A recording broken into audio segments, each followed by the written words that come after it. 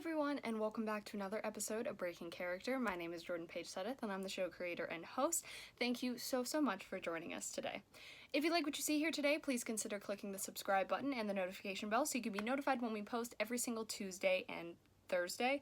Why did I almost mess that up? Anyway, you're probably noticing I'm filming this a little bit different. It's not on a tripod, and that is because this episode is very special. This episode is very different than how the other episodes have been, so I thought it was only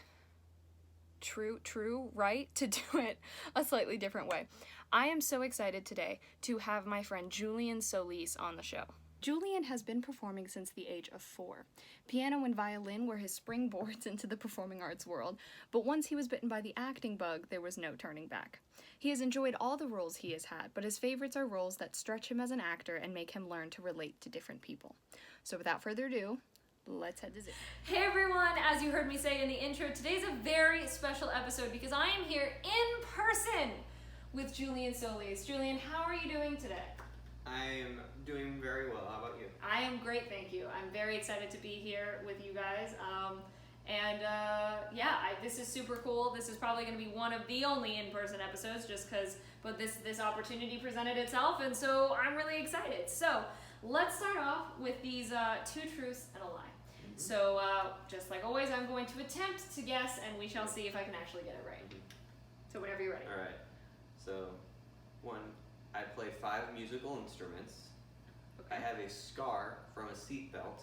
Oh. The book series I am writing has 3 different magic systems. That was appropriate. It was the 3rd. There you go. Okay. So this is difficult. All right. Because I know like half about each of these things, but not enough to actually be able to tell. Okay. I am gonna guess. Oh goodness. I'm gonna guess the first one only because I feel you can play more than 5. That's correct. Really? I can play 6. Ah, okay. Because I was like, okay, I'm proud of myself for that one. You see that little line right there? Uh-huh. That is from a seatbelt. How did that happen? My brother. Oh, nice. Nice. My brother happened. Nice. Go watch Ethan's episode. Da-da-da, plug. So what 6 instruments do you play? I play piano, violin, viola, mandolin, ukulele, guitar.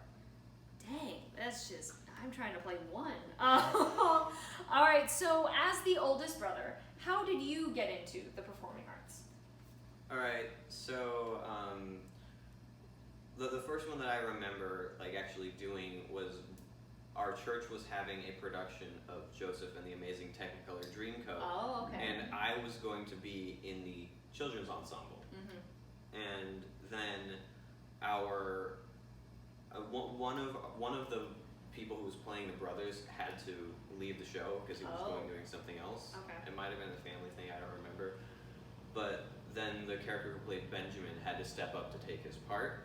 So my mom, who was one of the directors, asked me if I wanted to be Benjamin.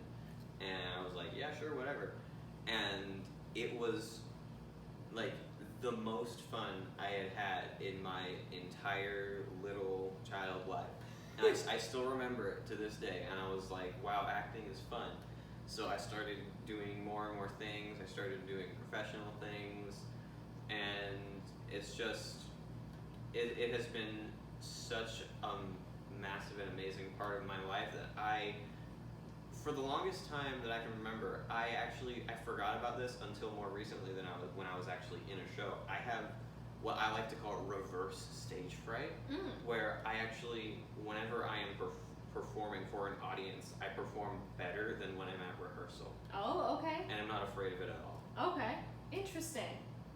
That's really cool. That's awesome. I love to hear that. I love those original theater memories that just kind of started everything. I started a conga line and we walked around the entire church. It was fun. That's great. So going back to musical instruments, I've seen a lot of videos of you playing multiple instruments, but especially the violin. And as someone who wants to learn how to play the violin, what is the most difficult part about the instrument?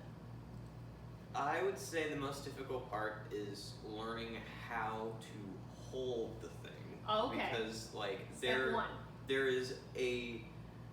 it is very difficult to like actually get to learn how to put your fingers in the right position. But if you hold it wrong, that can severely impact how you play. Like if you hold the violin too much like this, it'll tilt it, and then you can't play it with the bow correctly.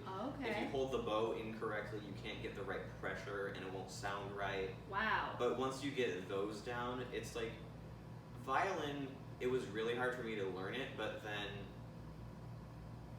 I just sort of like know how to play it now. So like when I hear a tune, I can just go, oh yeah, it sounds like that. And know how it goes. As long as it works on the violin, because with the way that the strings are laid out, there are some songs that are extremely difficult to play on the violin, but if I just transpose them to a new key, it usually works very well.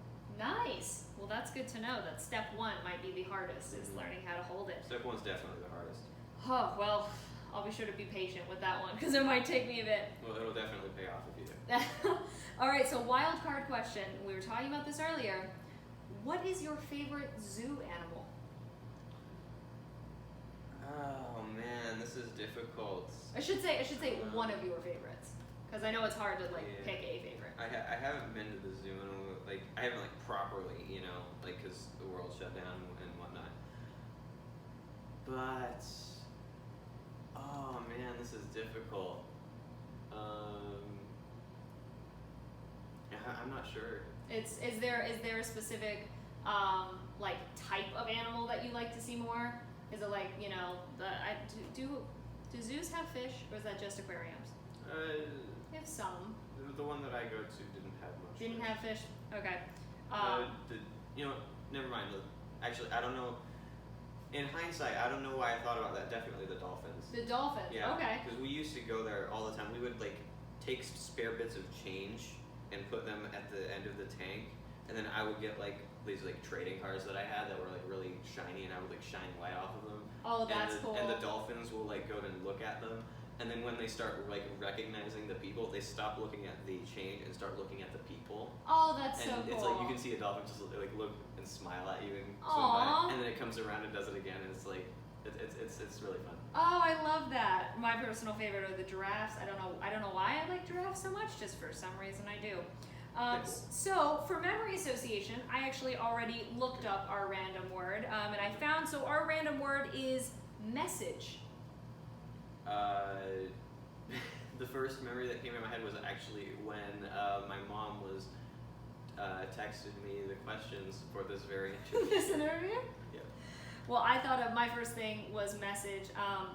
Was when I got off the plane this morning and I had to turn airplane mode back off, and I had messages from your mom saying, "Hey, I'm leaving for the airport, soon," and I was trying to get off the plane and people were being really slow for some reason. So I was like, "I promise I need to be there." So basically, phones. Yeah, pretty much. In general. All right, so let's talk about some D&D, because D&D is awesome, and I have seen, so you and your family do, play rounds of D&D, and you are the dungeon master. So what goes into creating a campaign, or different parts of a campaign? Walk me through how that works for you. All right, so I have not yet started running a created campaign that I've created. I've been doing the pre-written ones that come with the starter set for Dungeons and Dragons, but Cool. I'm planning on doing a written campaign that I write.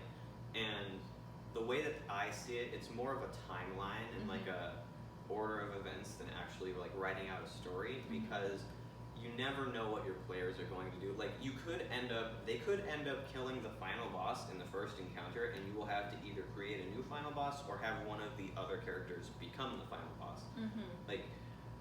My players have the final boss of the very first adventure that they ran. They killed the final boss by setting up a trap while it was sleeping. Oh no. So smart. It is very smart. So you have to work around, because people are smart, and a lot of the things that are written do not account for what your players will do. For example, one of the scenes that I was running, they started a bar fight over gambling. Oh no. And then they only killed one of the people and let the other two go. Oh, So it's, all right. the players in Dungeons and Dragons do some interesting things, and you kind of have to take that into consideration when you're writing a campaign. But you always want to keep you want to check in with the players, like see their backstories and what they want their character to be, and have their characters go down that path. Maybe give them a certain magic item, or take a certain character from their backstory and put it into the campaign. Like the best campaign that I've watched, that I'm kind of taking inspiration from my campaign, is that the characters' backstories were heavily involved in the actual campaign. Oh, okay. And I'm actually already starting to do that with one of my players, my mom, who's her patron is actually like, cause she's a warlock, so her patron is already like kind of getting involved in it. So that's just another example of like, you can put stuff that your characters themselves have created as their backstory and put it into the story to make it more immersive and more entertaining. Awesome, cool. Well, that sounds it is so involved, and that the creative process behind that is incredible. So, man, those are going to be so awesome. Also, just real quick, it is still recording, right? I want to make sure that it is. Yeah. Okay, cool. I just want to make sure my phone wasn't going to be like, you're out of space. All right, cool. So, could you give any advice to those that are watching? This could be career advice, life advice, whatever type of advice you would want to give. So, what I would think is, don't let people tell you what you can or can't do or be.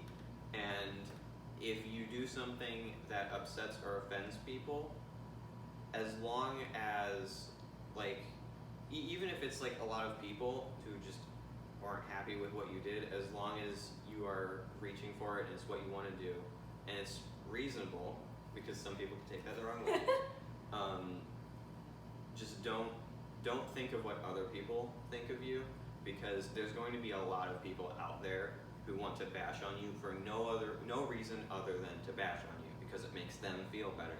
And I've kind of accepted that, and what I would say is that it's kind of an old saying, but like, reach for the stars, you know? I love that, though. It's been around for so long, because it is a genuine message, and it's great to remember. It's hard to remember sometimes, but I love that, and I love the reminder of that message to, it's you living your life, so you do what you want to do. So when things get tough, or when things get difficult, what pushes you to keep going? Well, that's kind of a little bit. It's mostly like my family and my friends, and like that, all of those things that kind of surround me, and all of the and kind of the things that I like, my ambitions as well. I'm not a super ambitious person, but some of my ambitions also keep me going as well. Like, especially with last year, with everything just kind of coming to a shuddering stop. It was mostly really like family and friends, and like the hope that everything would come back to normal, or a semblance of normality. And I still carry that hope with me, and that's kind of what keeps me going as well. I love that. Family and friends and that supportive group is so lovely to have, and such as, it's something that makes sometimes things a lot easier to have others in your corner that are telling you you can do it, so it's not just you having to tell yourself. And so lastly, where can people follow you and keep up with what you do? I know that my brothers and I are going to sound like a broken record at this point, but Supercharged Trio. That's not a broken record. You all better go follow them on Supercharged Trio, like right now. Yeah, well, that's pretty much the only place where we actually like do things, because I also have Instagram and Facebook, and Ethan has Instagram, but we don't really do anything on those. Like, they just kind of exist for the purposes of like, because some acting jobs actually require you to have an Instagram or a Facebook, like, to get like more information. So those are just kind of there to keep in touch with like friends and family. That is a loud car. I thought someone was rearranging furniture upstairs. We're shooting in a hotel. No, you're right, it's a car. I don't know why I thought it was coming from above us. Yeah, well, anyway, the YouTube is where we have most of our things. The reason that I haven't been doing very much YouTube lately is actually because I've been working on other things that I want to turn into YouTube videos. Awesome. And maybe possibly in the next month or so, I may have Give or take stuff, some time. But we're all, it's three kids who run a YouTube channel, so you can assume that we're gonna have stuff, you know. It's gonna be there. There's gonna be new stuff there for sure. Well, I know I am looking forward to that. I love the videos on there. So thank you so much for doing this interview. It was great to do one in person and not only on Zoom. I can't wait for everyone to see this when it comes out. And at the time we're recording this, I'm excited to see your vlogs when I get to see them. So I hope everyone, when they're watching this, has enjoyed your vlogs. And if you haven't seen them, go watch them. And all right, well, I would usually say we're gonna head out of Zoom, but we're not on Zoom. So we're just gonna say goodbye. Thank you all so much again for watching today. I really hope you enjoyed the first and probably only live interview of Breaking Character. If you would like to follow Julian or I on any of our social medias, all of that is in the description below. And if you yourself are a creative and you're interested in being on the show, you can click the link that's down there to submit yourself to be on the show. Next week, I am so excited to have my friend Madison Traub on the show. She is a phenomenal filmmaker, and I've just watched her vlogs. I love them so much. I can't wait for you all to see them. Thank you so much again for watching, and we will see you next Tuesday.